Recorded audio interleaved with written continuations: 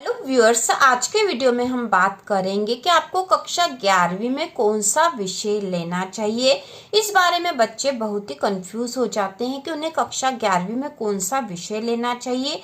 तो आप जो भी विषय ले रहे हो, आपको सबसे पहले यह भी ध्यान रखना चाहिए कि आप आने वाले समय में क्या बनना चाहते हो और उसी के अनुसार आपको अपना विषय चयन करना चाहिए। ठीक है, सबसे पहले तो आपको ये डिसाइड कर लेना चाहिए कि आप क्या बनना चाहते हो। कोई सा भी विषय लेने से पहले क्या बनना है, क्या बनना है, आपको क्या बनना चाहते हो। दूसरा जो महत्वपूर्ण बात है वह है आपकी रुचि है या नहीं। ठीक है, यदि आप कुछ बनना तो चाहते हो लेकिन वो विषय आप पढ़ ही नहीं सकते हो, जैसे आप यदि इंजीनियर बनना चाहते हो और आप गणित आपको बिल्कुल रुचि नहीं, तो आप गणित कर नहीं पाओगे, आप वो बन नहीं पाओगे। तो आपको ऐसा विषय चूज करना चाहिए जिसको आप अच्छे से पढ़ सको रुचि के साथ, तो ही आप उसमें सक्सेस प्राप्त कर सकोगे। इसके साथ ही कुछ विषय ऐसे होते हैं जो कि कॉमन होते हैं। जैसे आपको यदि टीचर बनना है तो आप किसी भी विषय में आप 11वीं 12वीं कर सकते हो, आप ग्रेजुएशन कर सकते हो। जिस विषय में आप ग्रेजुएशन करोगे उसी के आप टीचर बनोगे। तो यदि जैसे टीचर बनना है तो आपको इस बात का ध्यान रखना है कि आपको किस विषय का टीचर बनना है, और यदि ऐसा कुछ भी निश्चित नहीं है तो आप अपनी रुचि का कोई सा भी विषय लेकर अपनी स्टडी कर लो, और आप आगे जब ग्रेजुएशन और पोस्ट ग्रेजुएशन करोगे तो उस विषय में कर लेना जिसमें आप करना चाहते हो। तो जैसे कि यहाँ पर हमने कुछ जो पेशे दे रखे हैं यहाँ पर, और इसके अनुसार हम देख लेंगे कि यदि आप ये बनना चाहते हो तो आप कौन सा विषय लेना आपको चाहिए। जैसे यहाँ पे सबसे पहले डॉक्टर और नर्स है। ठीक है, सबसे पहले जो याद आया था वह डॉक्टर नर्स ही था। तो डॉक्टर और या नर्स बनना है, स्टाफ नर्स बनना है आपको, तो आपको बायोलॉजी विषय लेना पड़ेगा कक्षा 11वीं में, बायोलॉजी। तो ही आप डॉक्टर या स्टाफ नर्स बन सकते हो। आपको ये विषय होगा तो आप नीट एग्जाम दे पाओगे, और नीट एग्जाम से ही आप डॉक्टर बन सकते हो। और स्टाफ नर्स या नर्स बनने के लिए भी एग्जाम होती है, और उसमें भी आपको बायोलॉजी विषय होना चाहिए। वैसे सामान्य नर्स या एएनएम की जो नियुक्ति होती है उसमें 12वीं में कोई सा भी विषय चल जाता है, लेकिन स्टाफ नर्स के लिए आपको बायोलॉजी विषय होना चाहिए। इसके बाद जो अगला जो मुख्य पेशा हो इंजीनियर है, तो इंजीनियर के लिए आपको गणित विषय लेना पड़ेगा। ठीक है, 11वीं में आप यदि आप गणित विषय लोगे तो ही आप इंजीनियर बन सकते हो, वरना किसी और विषय से आप इंजीनियरिंग नहीं कर पाओगे।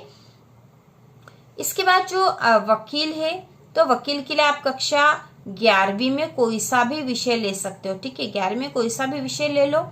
ठीक है, आप आगे जब आप ग्रेजुएशन करोगे और उसके बाद आप एलएलबी करना पड़ेगा वकील के लिए। एलएलबी करने के लिए आप किसी भी विषय में ग्रेजुएशन कर सकते हो, कोई परेशानी नहीं होगी, कोई सा भी विषय आप चूज कर सकते हो। आप आर्ट्स ले लो, आप एग्रीकल्चर ले लो, आप कॉमर्स ले सकते हो, बायो या मैथ्स से कुछ भी ले सकते हो।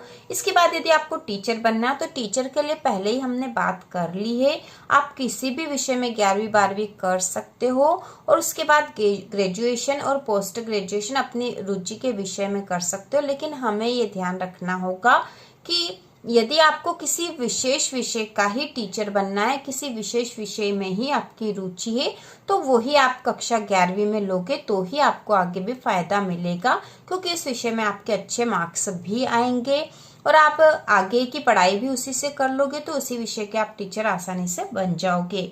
इसके बाद जैसे आपको बैंकर बनना, मतलब बैंक में आप सर्विस करना चाहते हो, तो ऐसी स्थिति में आपको कॉमर्स लेना पड़ेगा। ठीक है, कॉमर्स, और कुछ कॉमर्स धन मैथ्स भी ले सकते हैं। यदि आपको मैथ्स भी पसंद है तो कॉमर्स धन मैथ्स भी लिया जा सकता है, तो उससे आप बैंकर आसानी से बन सकते हो। इसके बाद यदि पायलट बनना है तो पायलट बनने के लिए आपको कक्षा 11वीं में गणित विषय लेना ही पड़ेगा।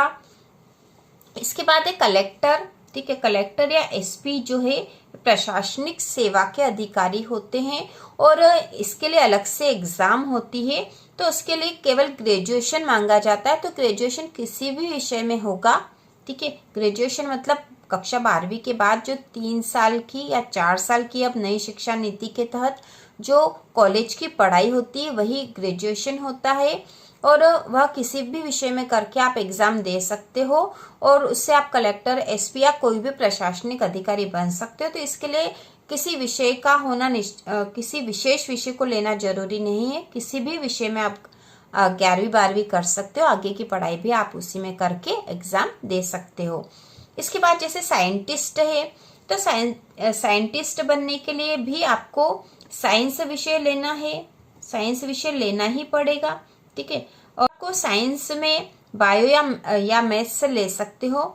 इसके बाद है जैसे आपको बिजनेस करना है आगे, ठीक है, आपको कुछ सरकारी नौकरी नहीं करनी है और आपको अपना खुद का बिजनेस करना है, तो ऐसी स्थिति में आपके लिए कॉमर्स बहुत ही अच्छा रहेगा। कॉमर्स में अर्थव्यवस्था से संबंधित सारी जानकारी होती है, बिजनेस से संबंधित जानकारी भी होती है, जिससे कि आपको आगे भी फायदा मिलेगा। तो इस तरह से यहाँ पर कुछ जो है कुछ पेशे दे रखे हैं और इनके लिए कौन सा विषय लेना जरूरी है यह बता दिया गया है। लेकिन फिर भी यदि आपको कुछ विशेषी बनना है तो आपको उसके अनुसार विषय लेना चाहिए, नहीं तो आप अपनी रुचि के अनुसार ही विषय लो, ऐसा विषय जो आप अच्छे से पढ़ सको। उस विषय की आप बुक्स भी देख लीजिए, जिससे कि आपको पता चल जाएगा कि आप इस विषय में रुचि रखते हो या नहीं, आप आगे भी इसमें स्टडी कर सकोगे या नहीं। इसके बाद जो एक और जो यहाँ पर नहीं लिखा है कंप्यूटर साइंटिस्ट या कंप्यूटर साइंस में आप आगे की पढ़ाई करना चाहते हो, तो कंप्यूटर साइंस के लिए आपको 11वीं 12वीं आपको गणित से करना चाहिए, तो आपको कंप्यूटर साइंस में आगे बहुत फायदा मिलेगा। इसके साथ ही आजकल डिजिटल मार्केटिंग और ऑनलाइन के बहुत से कोर्स है, तो उसके लिए किसी विशेष विषय का होना जरूरी नहीं है। आप अपनी रुचि के विषय में कक्षा 11वीं और 12वीं करके आगे की पढ़ाई उसमें कर सकते हो।